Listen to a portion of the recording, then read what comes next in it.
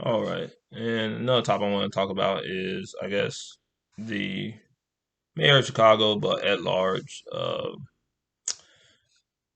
the city of Chicago, and just some of the things that have been going on there. And I guess, in light of the mayor of Chicago just being in the news, just a lot of things that have been going on in the city of Chicago, which, as many of you know, is my hometown. And I knew I was gonna eventually have to talk a little bit about that just because of the recent emails that were leaked and some of the memos that were uh, released to the public. Well, I guess leaked as well, but just some of the emails and things that were leaked to the public about some of the daily going ons of the mayor. And I guess really, I'm not gonna try to make Chicago or the mayor of Chicago out to be some punching bag as many conservatives have had, because I think that being mayor of Chicago is a very tough job. You know, for those of you who don't know, um, you know, I think that Chicago culturally, economically, and uh, even I guess geographically is the second city of the United States. There's obviously LA and there's a few cities in Texas are that could claim that title, or even the nation's capital and things like that. But in my opinion, I think although politically Chicago has maybe grown less important, just because of the shifting demographics of the country, um, I think the office of mayor, or the position of mayor, is the most. It's probably the second most important job in the state of Illinois. And obviously, some people probably say lieutenant governor, or um, the president of the county which Chicago is in, which is Cook County, is probably more important than the mayor. But I think in terms of actual real power, I think that the mayor of Chicago is probably is the second most important job next to governor in the state of Illinois. There is no other city. Um, yeah, there's really no other city in the region that's as big as Chicago or as impactful as Chicago, and so um, and it's also just very unique. Its geography, and its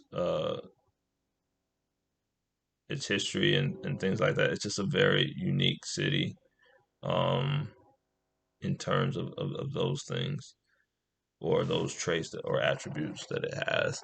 Um, and so, I think what you see, is kind of a crumbling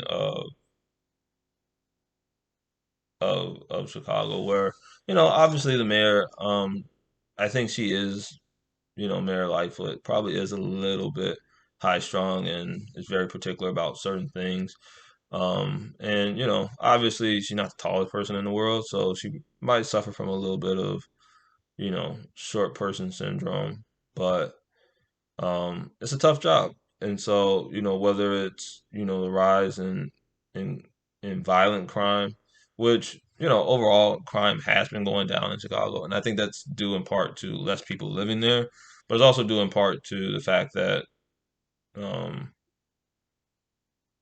m- I think it's due just more in part to the fact that uh, the crime that's the types of crimes that are being committed are different than what they were in the past, and so what people have to understand is that Chicago, it's really like three or four Chicago's. It's obviously the north side, the downtown area, and the south side of Chicago, and even you consider the west side of Chicago a different aspect as well. And then you have all the suburbs and things like that around Chicago. So it's probably like five different Chicago's that people think about, and so that is an issue. But one issue I do have with the mayor of Chicago is that by all measures, I think, you know, it's said too often when black people get in roles of leadership that they sort of, you know, um, kind of change the face of some of the policies of the government, but it's really just an outward change. It's not really a change of the inward policies of the government.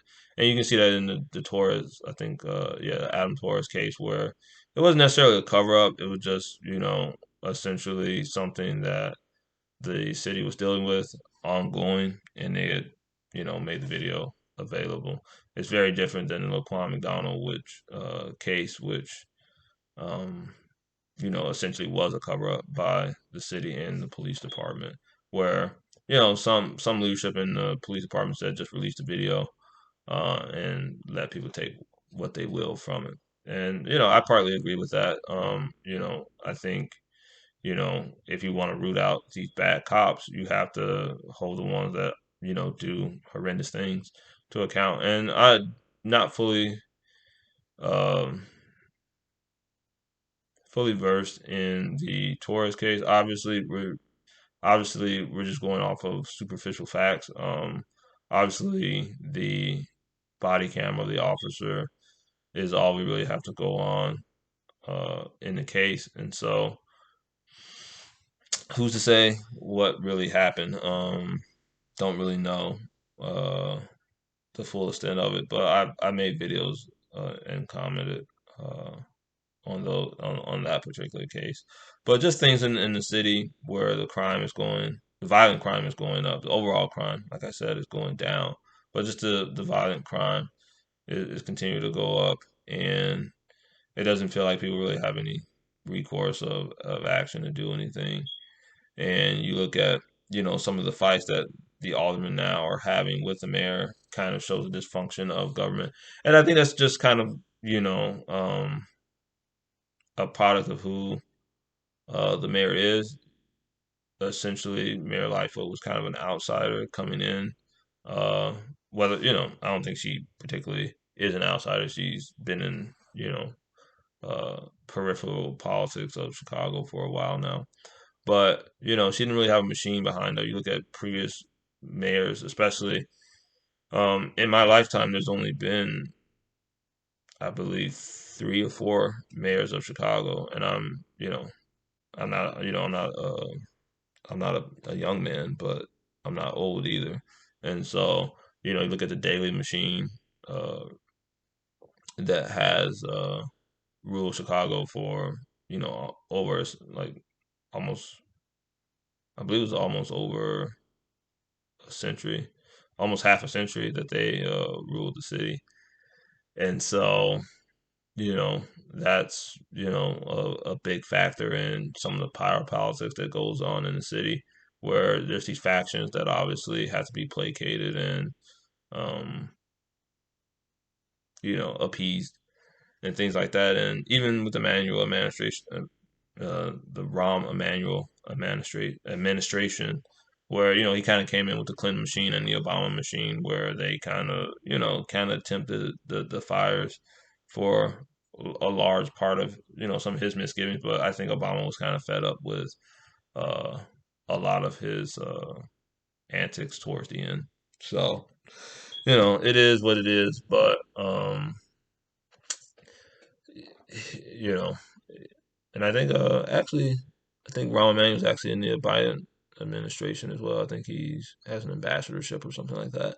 So he's still around in politics, but Mayor Lightfoot, I don't think she had the same clout and prestige as previous mayors to kind of demand respect. Um, and this isn't to say all some poor black woman, but um, I think that she has to get the reins of power of government, or um, it's going to really be a devolution of the city council. And I think the city council's already been kind of opposed to a lot of her policies anyway because they've been kind of friendly to corporations. But we'll see. I think what I think what needs to happen is, probably like in ancient Rome, where they have two people that run the the city, two consuls or whatever. I think they did it in yeah, they did it in Rome. I think they had two consuls, and they basically alternated, I guess, duties throughout the day or whatever. Um, and obviously, that's not an effective way to run government, but it just I think that's where we're pretty much leading ourselves to, where the government in Chicago is just not it's not it's already pretty not effectual. Although they did just recently rename Lakeshore Drive to John do John Baptiste DuSable Point. So I think it's it's really something that is just difficult to deal with. But you look at the crime, you look at uh, the economy is slowly getting back in order and things like that, and you know, and you know, and obviously the fact that the mayor said that she's only going to take questions from reporters who are people of color. It seems racist, but when you look behind it, I don't think it really is. Because I think it's really just a power move. Just because of the racial dynamics of the city, I think that she thought that by having only colored reporters give sit down interviews or uh, things like that.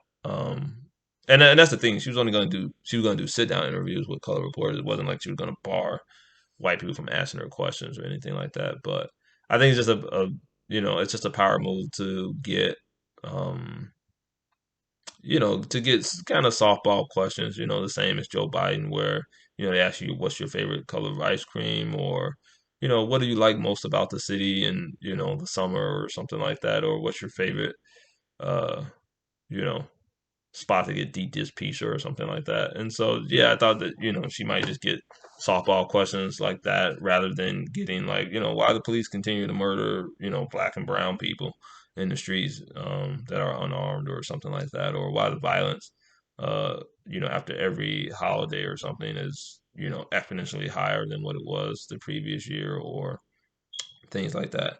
And so, yeah, I think she's gonna do fine going forward. I think the fights with the city council are probably going to get worse, but it's really just a standoff at this point. I don't think that they're going to particularly make it a note of interest going in the future.